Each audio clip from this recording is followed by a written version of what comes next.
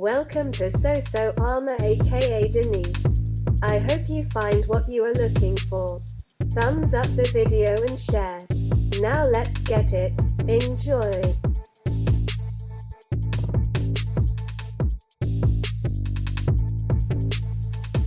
Precedence of bishops and presbyters before deacons in receiving the Eucharist, Holy Communion. Declaration of the invalidity of baptism by Paulian heretics. Prohibition of kneeling on Sundays and during the Pentecost, the 50 days commencing on Easter. Standing was the normative posture for prayer at this time, as it still is among the Eastern Christians. Kneeling was considered most appropriate to penitential prayer, as distinct from the festive nature of Eastertide and its remembrance every Sunday.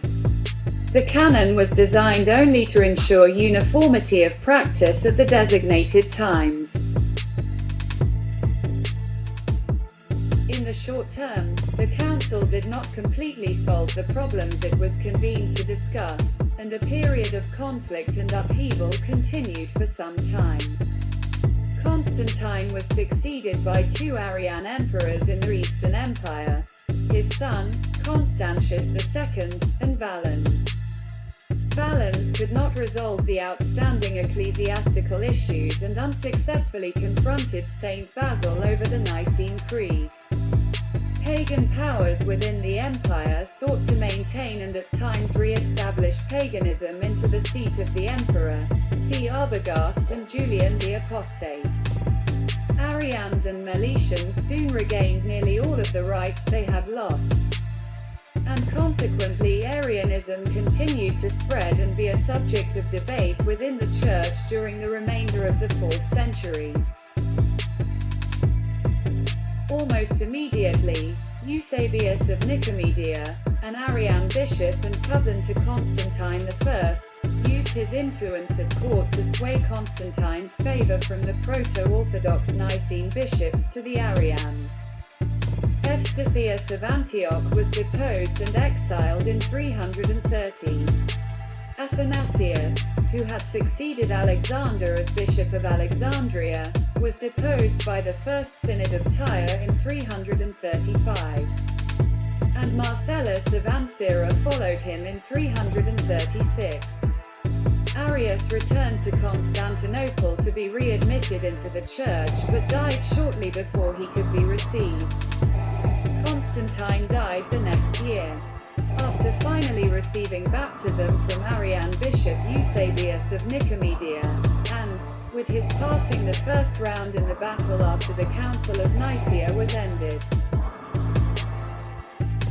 Trinity. The Council of Nicaea deals primarily with the issue of the deity of Christ.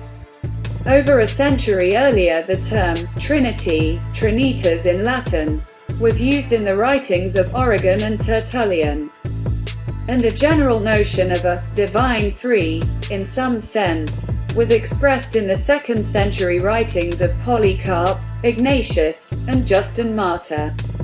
In Nicaea, questions regarding the Holy Spirit were left largely unaddressed until after the relationship between the Father and the Son was settled around the year 362.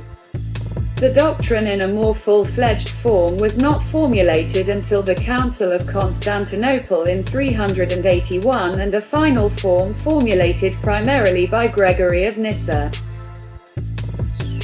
Constantine. While Constantine had sought a unified church after the council, he did not force the Homoousian view of Christ's nature on the council. Constantine did not commission any Bibles at the council.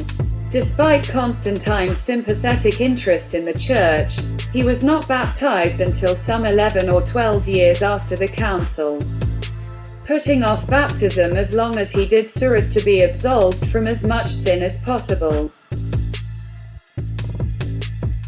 Protestant and Catholic interpretations have historically assumed that some or all of the bishops identified in the canon were presiding over their own dioceses at the time of the council, the Bishop of Rome over the Diocese of Italy, As Schaff suggested, the Bishop of Antioch over the Diocese of Oriens, as Lachlan suggested, and the Bishop of Alexandria over the Diocese of Egypt, as suggested by Karl Joseph von Hefele.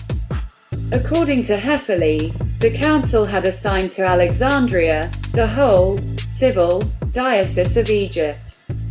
Yet those assumptions have since been proven false.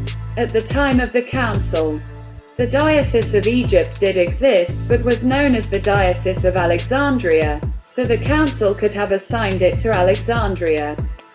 Antioch and Alexandria were both located within the civil Diocese of Oriens, Antioch being the chief metropolis, but neither administered the whole.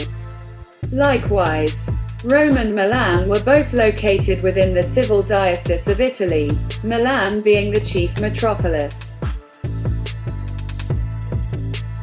So AmA Denise Jordan thanks you for listening and or reading this. If you have any question, you can place a comment under this video.